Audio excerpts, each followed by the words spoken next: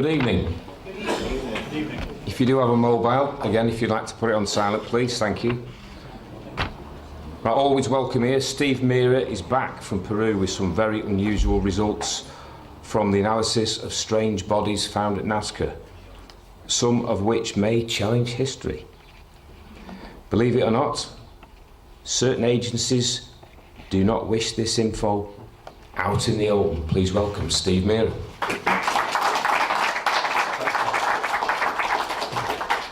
Sounds very ominous, that, doesn't it? But it's actually true, believe it or not. Since I started this investigation just over 12 months ago, I have had approximately 6 death threats. It sounds crazy, doesn't it?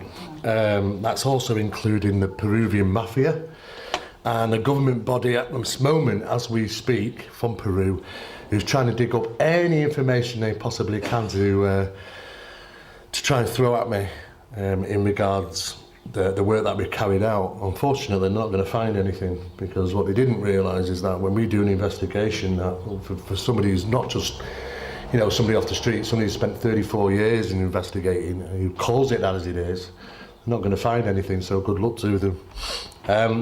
Some of you may have already heard about some of this stuff that we've been doing, looking into these bodies in Peru, and it's no surprise to people to hear about these, because they've been thrown all over the internet. And that's really why we took it on board, because what we tend to do, myself and Barry Fitzgerald, who was a colleague of mine and another investigator, we pretty much take the most challenging investigations we possibly can, and we sort the chaff from the wheat, should we say, and I'm usually quite happy to walk away saying everything's a fake or fraud. We get great pleasure in doing that.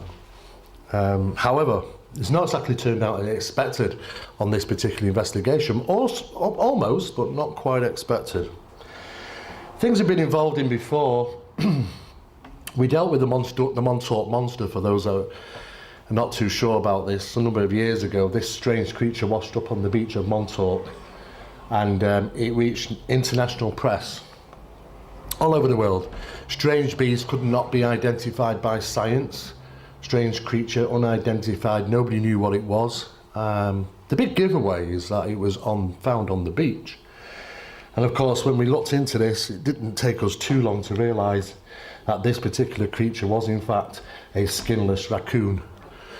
And that kind of put the end to the story. But it just goes to show that what the press actually do. Another similar one, a little bit more local to us, was the Beast of Buckshaw, which I think is Yorkshire way. And what was interesting about this is that the newspapers had picked up on the story, and the locals, this is only a very small village, and the locals were absolutely terrified. And of course, it wasn't long before accompanying stories reached the press regarding strange animal deaths. Cats, apparently a dog. And as you can see, this top left-hand image is of a mutilated deer. However, when we took on the investigation, by that time there was already a huge amount of hysteria had set in, and the people in the small village wasn't actually venturing out gone 7 or 8 o'clock at night. In fact, the local council meeting, which was set for 8 p.m. at the local town hall, was even cancelled, because the councillors wouldn't even come out at night because of the strange beast, which was said to be half wolf, half wild boar, that had been photographed, was apparently roaming the streets and killing cats and deers. And of course, when we got there, we looked straight away at this deer and realised that it had been moved around by human hands, manipulated for photography, and it was in fact just a fox kill. So the strange, after about several days, it took about 5 days, we realised what this strange creature was. It turned out to be Bertie the dog. In fact, Bertie's not his real name. We've had to use a pseudonym to protect him. And it was actually him. It was photographed. And of course, this one, again, the news, you know, the media, the internet, you know, this is what happens to stories. They get pulled and stretched and added loads and loads of rubbish on top of them. And of course, when we first heard about the bodies in Peru, lucky for us, we were working already in association with the Inca Institute in Cusco in regarding another project, and that was regarding some very large bones suggesting to be of a giants that were located in Romania. And funny enough, what had happened is that these bodies was apparently just brought to the Inca Institute and dropped on their counter by, I can only say, grave robbers, illegal grave robbers. And it's no surprise in Peru because that goes on quite a lot.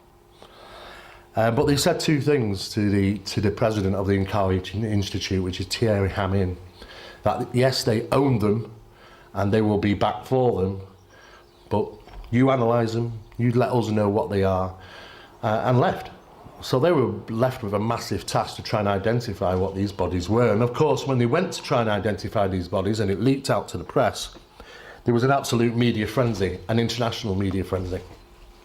People from all over the world were contacting them, reporters, newspapers. And of course, they didn't know how on earth to handle all that pressure. So we went on board as the official investigation team to try and find out what these represented. And also there have been two parties that have been involved in this investigation. If you look over the internet, you'll see these, which is Jaime Maussan and Gaia. I have to say thanks to Gaia, you know, they put that information out first over the internet and brought it to the world's attention. And Jaime Maussan, who tried to talk to the ministry about the bodies, they just sent him away, they weren't interested. So, we arrived in Peru, and the first thing that we were surprised to find when we got there was the lack of oxygen that you can get into your lungs. Anyone been to Peru here? Okay, if you go to Peru, expect that. It's extreme high altitude, so it's very difficult to get a full breath of air into your lungs. And then you're also immediately hit with what seems to be like nauseous sickness, and it's altitude sickness. And anybody visiting Peru regularly will say, yep, we all suffer from that if you're not used to it. And you have to have kind of cocoa tea, and it's like a tea made from leaves, which settles your stomach. But be honest with you, after 34 years of investigating all sorts of different types of phenomena around the world, this has probably been the most challenging because of the temperature and because of having to deal with nauseous and sickness every day around the clock. And every morning started with vomiting and dizziness. And of course we had to deal with this investigation and question, move around and carry equipment, and there was the heat, so it was really challenging. First thing that we did was met up with Thierry Hamming to interview him at our hotel. And he explained how Vaqueros, which is the name given to grave robbers, illegal grave robbers, had literally dumped these bodies on their counter. Now, one of the leading gentlemen associated with this, the grave robbing, was a gentleman called Mario. And he seemed to be the head poncho in this game.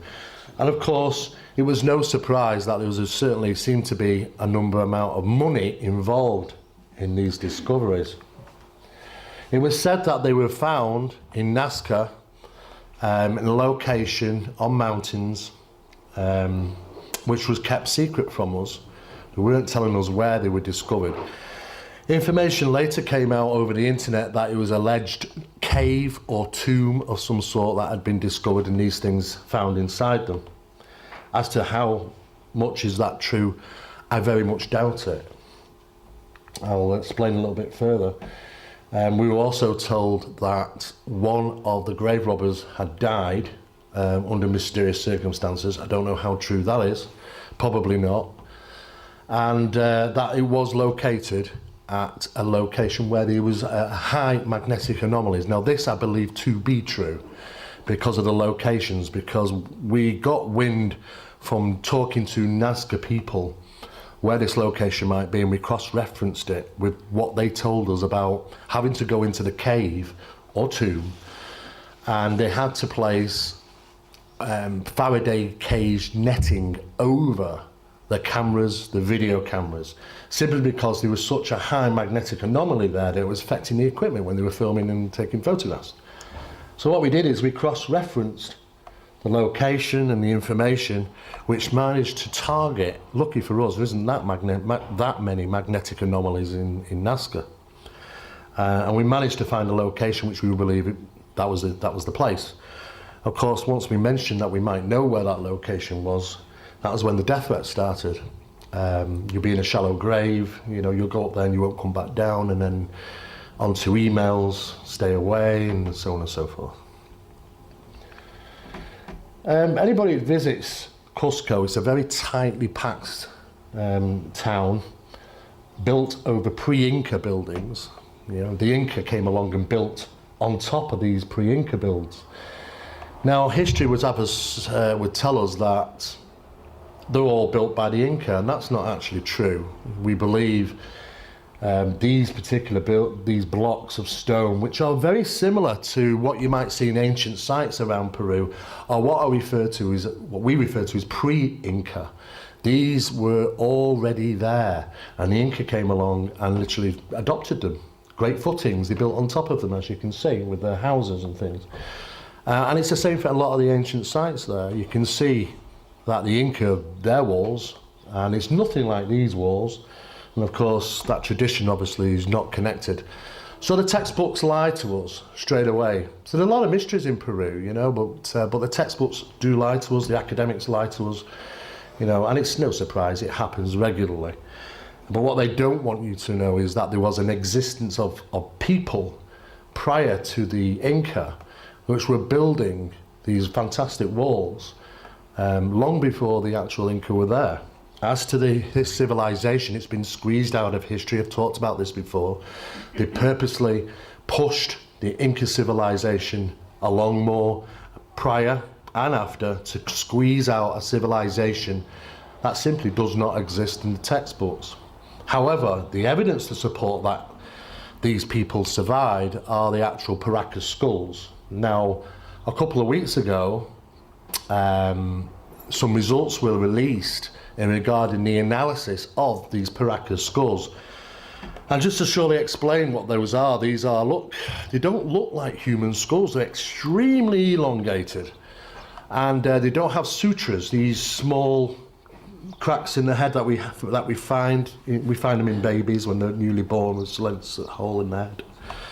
They don't seem to show sutures. They don't seem to show anything stereotypical to be seen in a normal human skull. And of course, they have this second ridge as well. Very, very profound. And for years, people have been asking about the analysis of these skulls, because they're sat in the Inca Museum, you can go and see them, but as soon as you start to ask questions about the analysis of these things, because we know analysis took place some years back, we don't get any results. They say they don't know, we never got the results and things like that. So it kind of got swept under the carpet.